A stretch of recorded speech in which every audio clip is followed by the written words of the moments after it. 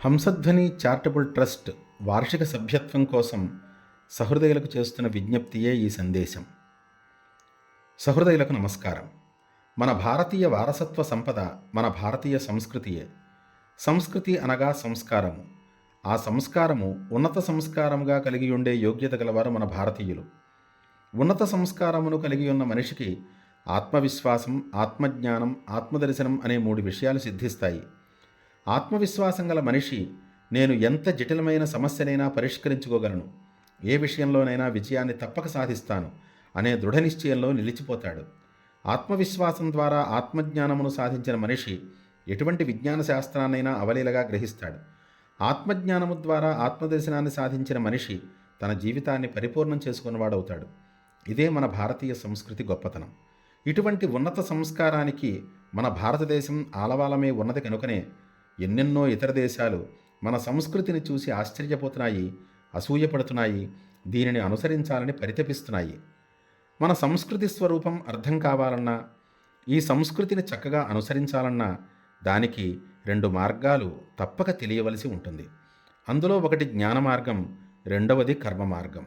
మన భారతీయ మహర్షులు మనకి అందించిన వేదశాస్త్ర రూపమైన వాంగ్మయమును మనం సప్రమాణంగా గ్రహించగలిగితే మనకి జ్ఞాన మార్గం సిద్ధిస్తుంది. మనోనిశ్చలత మరియు చిత్తశుద్ధి కోసం మనం సంప్రదాయం విధించిన కర్మలను ప్రతిఫలాపేక్ష లేకుండా కర్తవ్య భావనతో చేయగలిగితే కర్మ మార్గం సిద్ధిస్తుంది. అశక్తులను, అనాథలను మనం చేసే సహాయం ద్వారా ఆదుకోవడం, మహిళలను గౌరవించడం, సంప్రదాయమును చక్కగా అనుసరించే పెద్దలను అనుసరించడం, ఋషులు చెప్పిన మార్గంలో భగవంతుణ్ణి గ్రహించి పూజించడం వంటివి సత్కర్మలుగా చెప్పబడతాయి. ఇదే ధర్మముగా చెప్పబడుతుంది. ఇటువంటి ధర్మం వల్లే మనస్సు నిశ్చలమై చిత్తం నిర్మలమవుతుంది. అయితే ఈనాడు మనిషి మనోనిశ్చలత్వాన్ని మరియు చిత్తశుద్ధిని పొందగలుగుతున్నాడా అని అంటే పొందలేకపోతున్నాడనే చెప్పాలి. దానికి కారణం పాశ్చాత్య సంస్కృతికి లోబడి మన భారతీయ సంస్కృతిని విడిచిపెట్టడం మరియు మన మహర్షులు మనకు అందించిన జ్ఞాన కర్మ మార్గములను చక్కగా అనుసరించలేకపోవడం. దీనితో ఈనాడు మనిషి కేవలం డబ్బు సంపాదన, కుటుంబ పోషణ అనే విషయాలపైనే దృష్టి పెట్టి అందులోనూ ఒక స్థిరమైన వ్యవస్థ చేసుకోలేక, తృప్తిని పొందలేక మనోవ్యాకులత్వంతోనే జీవితాన్ని గడుపుతున్నాడు. ఇలా ఉన్న మనిషికి మనస్సు నిశ్చలంగా ఎలా ఉంటుంది, చిత్తం నిర్మలంగా ఎలా అవుతుంది? మన భారతీయులలో 190% మంది ఇదే దుస్థితిని పొందుతున్నారు. అత్యాశలకు లోబడి మనోవ్యాకులత్వంతో అనర్థాలను కొని తెచ్చుకునే ఈనాటి మానవుల దుస్థితిని గురించి చెప్పాలంటే అదొక ఇతిహాసమే అవుతుంది.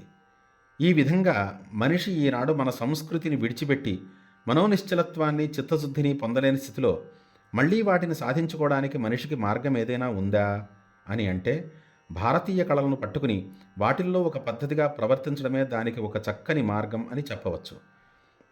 మన భారతీయ కళలు ఎన్నో ఉన్నాయి. వాటిల్లో నాదోపాసనా పద్ధతిగా ఉపాసించటకు యోగ్యములైనవి సాహిత్య సంగీతములు. ఇవి పూర్వ మహర్షుల ద్వారా చిత్తశుద్ధిని సాధించడం కోసం మనకు అందిన గొప్ప సంపద. నాదము అంటే మన శరీరంలో గల ప్రాణ అగ్నుల కలయిక వల్ల ఏర్పడే సూక్ష్మమైన ధ్వని విశేషం. ఇదే ఓంకారంగా ఏర్పడి బయటకు సంగీత సాహిత్యములుగా వెడలి వస్తోందని ఋషులు చెప్పుచున్నారు. ఈ నాదమే పరమాత్మ దేహము. అందుకే పరమేశ్వరుడు నాదశరీరునిగా చెప్పబడుతున్నాడు. అయితే నాదం పైన కానీ, సంగీత సాహిత్యముల స్వరూపం పైన కానీ మనిషికి అవగాహన కొంతైనా ఉంటేనే వాటిల్లో ప్రవర్తించడం సాధ్యమవుతుంది. అలాగే వాటిల్లో మనిషికి రసాస్వాదనమును పొందే అవకాశం కూడా ఉంటుంది. రసాస్వాదనమును పొందిన వ్యక్తికే మనోనిశ్చలత్వం, చిత్తశుద్ధి అనేవి ఏర్పడతాయి. సంగీత సాహిత్యములపై అవగాహన కలిగించడం కోసం ఎంతోమంది అవగాహన సదస్సులను నిర్వహిస్తున్నారు. వాటి కోసం ఎన్నో సాంస్కృతిక సంస్థలు ఏర్పడి ఎన్నో కార్యక్రమాలను నిర్వహిస్తున్నాయి. ఆ పరంపరలోనే హంసధ్వని చారిటబుల్ ట్రస్ట్ ఒకటి 2019లో నాచే స్థాపించబడి భారతీయ సంస్కృతిపై అందరికీ అవగాహన కలిగించడం కోసం, అలాగే రసజ్ఞులకు రసాస్వాదన కలిగించడం కోసం ఎన్నో సంగీత సాహిత్య కార్యక్రమాలను నిర్వహిస్తూ సెమినార్లు, వర్క్షాపులు, చక్కని రీతిలో పోటీలను నిర్వహిస్తోంది. వీటితో పాటుగా ఉపాసనా మార్గంలో సంగీతంలో శ్రీచక్రార్చన, శివార్చన మొదలైన పూజా కార్యక్రమములను కూడా నిర్వహిస్తోంది. అలాగే సమాజానికి ఉపయోగపడే రీతిలో చక్కని ఆధ్యాత్మిక, ధార్మిక, సామాజిక నీతి గ్రంథములను కూడా ఆవిష్కరించాలనే ఆశయములను కలిగి ఉన్నది ఈ సంస్థ. ఇవే కాక సమాజంలో అనాథలకు, దివ్యాంగులకు, అసహాయ స్థితిలో ఉన్న వృద్ధులకు శక్తి అనుసారంగా సహాయం చేయడం వంటి సామాజిక సేవా కార్యక్రమాలను చేయాలనే ఆశయములను కూడా ఈ ట్రస్ట్ కలిగి ఉన్నది. హంసధ్వని చారిటబుల్ ట్రస్ట్ నిర్వహిస్తున్న ఈ కార్యక్రమములు విజయపథంలో కొనసాగాలంటే అంగబలం, అర్థబలం ఎంతో కావాలి. ఈ విషయంలో మీరు మా హంసధ్వని చారిటబుల్ ట్రస్ట్కి వార్షిక సభ్యులుగా కావాలని మిమ్మల్ని కోరుతున్నాము. ఈ వార్షిక సభ్యత్వం కోసం మీరు ఒక సంవత్సరానికి గాను రూ. 1200 ట్రస్ట్ అకౌంట్కి పంపవలసి ఉంటుంది. ఇలా మీరు ట్రస్ట్లో వార్షిక సభ్యత్వమును పొందడం వల్ల ట్రస్ట్ మీకు కొన్ని ప్రయోజనాలను కలిగిస్తోంది.